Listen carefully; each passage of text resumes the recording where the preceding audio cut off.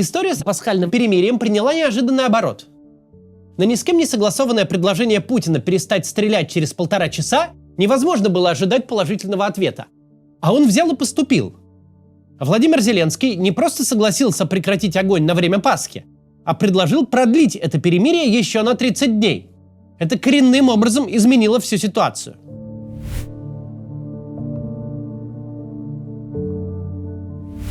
По существу, ответ Владимира Зеленского сводится к очень простой идее. Мир на 30 часов хорошо, конечно, и замечательно. Согласны и берем.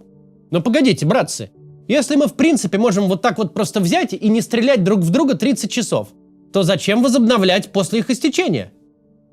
Ну, странная, согласитесь, идея. Люди смогли 30 часов просидеть в окопах друг напротив друга, не стреляя, и вновь начали стрелять только потому, что стрелка подошла к полуночи, и перемирие превратилось в тыкву.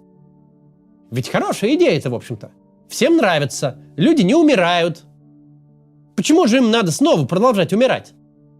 Только потому, что время вышло. Если мы в состоянии не убивать друг друга 30 часов, то сможем и 300 лет не убивать друг друга. К этому сводится ответ Зеленского.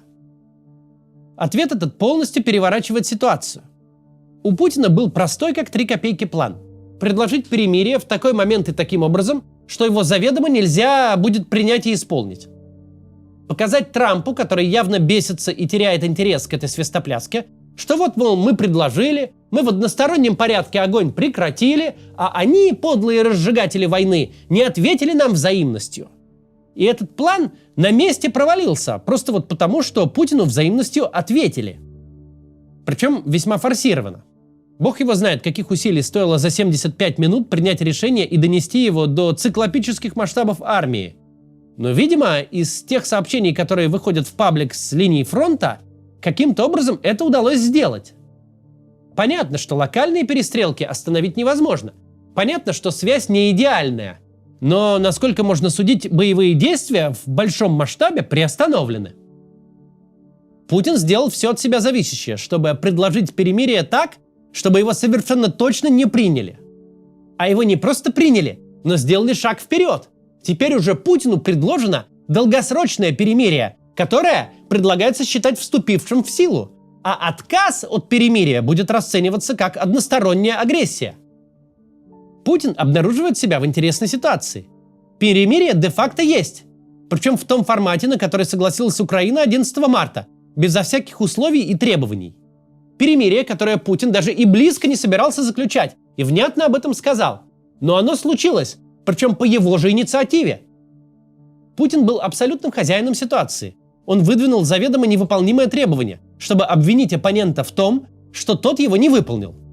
Теперь же ему делают предложение, от которого нельзя отказаться. Давай не стрелять еще месяц. Путину нахрен, понятное дело, не нужно такое перемирие. Даже если представить, что мир ему в каком-то виде нужен, то нужен он точно не в текущем формате, где положили более 200 тысяч человек, кого не положили, те намертво засели в окопах, наслаждаются захваченными руинами, которые никто и никогда не признает, где нет ни людей, ни инфраструктуры, ни экономического смысла. А чем дольше держится перемирие, тем больше все привыкают к жизни без войны, тем сложнее его нарушить. То, что предлагает сейчас Зеленский, как бы отвечая на мирную инициативу Путина, называется не перемирием, а миром на обозримое время. И если считать, что все происходит ради одного зрителя, ради Дональда Трампа, то Путин в этом вопросе потрясающе себя переиграл. Трамп с утра должен был прочитать один заголовок о жесте доброй воли от Путина и второй об Украине, которая его отвергла или проигнорировала. А теперь второй заголовок, он о том, что Украина не просто согласилась, но готова пойти намного дальше, ровно по тому треку, который ожидает Трамп. Тут нужно на всякий случай уточнить. Мы говорим о процессах, которые вилами по воде писаны. Путин даже формально не брал на себя никаких обязательств за пределами сегодняшней полуночи.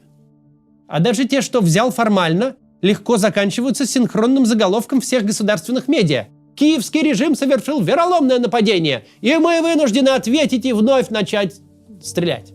Это понятно. Но сейчас статус-кво перевернулся.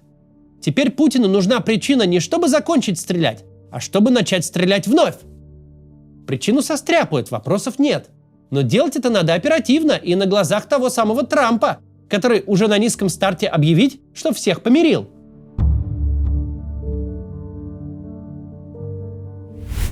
Есть такое понятие, как демократизация по ошибке, когда диктаторский режим вообще не имел в виду реформироваться или делиться властью, когда задумывалось совсем наоборот – власть свою укрепить, допустить яркого оппонента на выборы и торжественно его разгромить.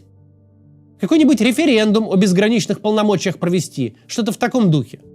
Но мероприятие, которое казалось обычным городским карнавалом, вообще безо всякого смысла, вдруг выходит из-под контроля, и перемены мнимые становятся реальными. Так вот и здесь. Если все сложится, может получиться перемирие по неволе. Рядом ничего подобного в виду не имелось. Решили устроить лихую подставу с провокацией, выставить противника злобным агрессором. А тут ты погляди-ка. Назвался гроздем, так полезай в кузов. Перестал стрелять, ну так и нечего начинать теперь. Это совершенно поразительный поворот сюжета.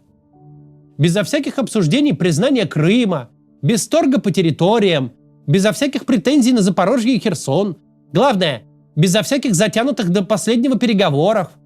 В таких условиях просто взяли и перестали стрелять. Мы не знаем, зайдет ли все так далеко или нет. Скорее, конечно, нет. Война продолжается не по какой-то сложной причине и безотносительно того, кто занимает Белый дом. Война продолжается, потому что Путин хочет ее продолжать. И даже нынешняя до предела неловкая для него ситуация в этом отношении ничего не изменит. Но, по крайней мере, можно точно сказать, весь схематоз, который пытались провернуть вчера вечером, бросив Трампа ничего не значащим перемирием, уж явно провалился. Отказываемся ли мы от того, что сказали вчера? От того, что это притворное предложение? Нет. Но мы определенно рады. В результате того, что Путин обхитрил сам себя, по крайней мере, сегодня умрет меньше людей. Мы рады, что Путин ухудшил свою переговорную диспозицию, а значит, есть шанс, что людей умрет меньше глобально. Пока перед нами разворачивается поразительный и непредсказуемым в своем развитии результат стечения обстоятельств. Мы не будем делать никаких прогнозов. Посмотрим в ближайшие дни, будет ли этот маневр Украины в ответ на ход Путина какое-то развитие в долгосрочной перспективе. Пока попробуем подумать вот о таком факте.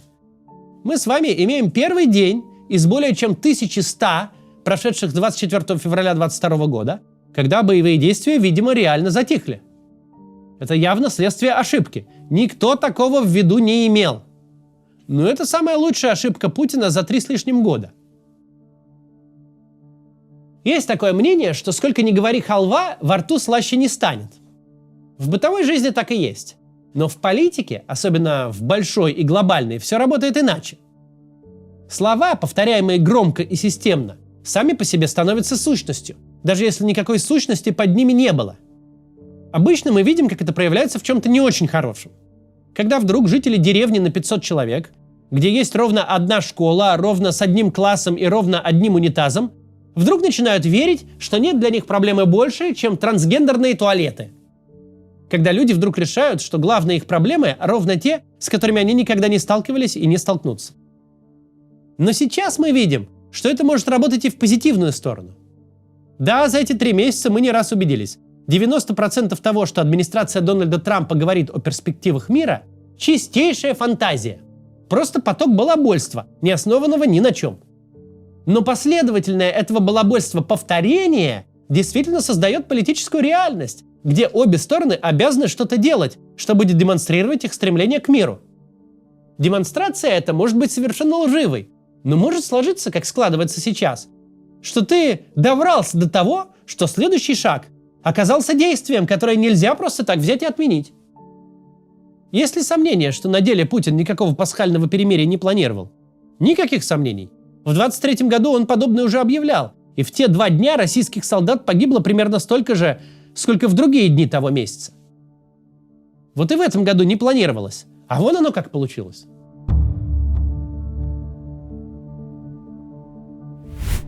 Напоследок нужно напомнить себе вот какое важное обстоятельство. Мы сказали, что весь этот разговор про мир для одного зрителя, Дональда Трампа. Но на самом деле это не совсем так. Война идет 4-й год. За это время те, кто был подростком, стали взрослыми людьми. За это время в доброй четверти мира успело смениться политическое руководство. 3 года – это офигеть какой срок. Да, мы с вами, политически активные россияне, вынуждены жить так, будто 24 февраля 2022 года не заканчивалось. Реальность войны для нас безусловна, и у нас нет вопросов, кто войну начал. Но значительная часть планеты не живет в этом ударе об стену. Чтобы понять, как мир на это смотрит, достаточно вспомнить, как смотрим мы на Ближний Восток. Чем обычно заканчиваются попытки разобраться в любом конфликте в данном регионе? Тем, что примерно через полчаса чтения Википедии это гиблое дело забрасывается. Ведь чтобы просто разобраться, кто с кем, почему и за что воюет, уже 20 лет, или 50, или 100, или вообще всегда воевал, надо второе высшее образование получить, профильное. Да и то не поймешь. Бывают моменты, когда все понятно. Когда случается 7 октября 23 года, и весь мир сидит в ужасе. Но потом проходит время, шок забывается, и снова сам черт ногу сломит. Кто там с кем и что не поделил. И тут то же самое. Чем дальше от 24 февраля 22 года, тем дальше мы от константы. Россия напала на Украину, Путин ведет захватническую и ничем не спровоцированную войну. Тем мы ближе к моменту. То ли Россия на Украину напала, то ли Украина на Россию. Хрен там разбери этих бывших советов.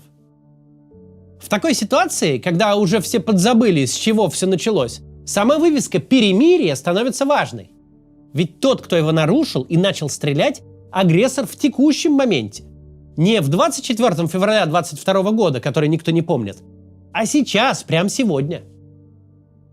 Посмотрим, как эта история будет развиваться. Но пока она выглядит очень неплохо. Сегодня позже выйдет выпуск Руслана Левиева. До завтра.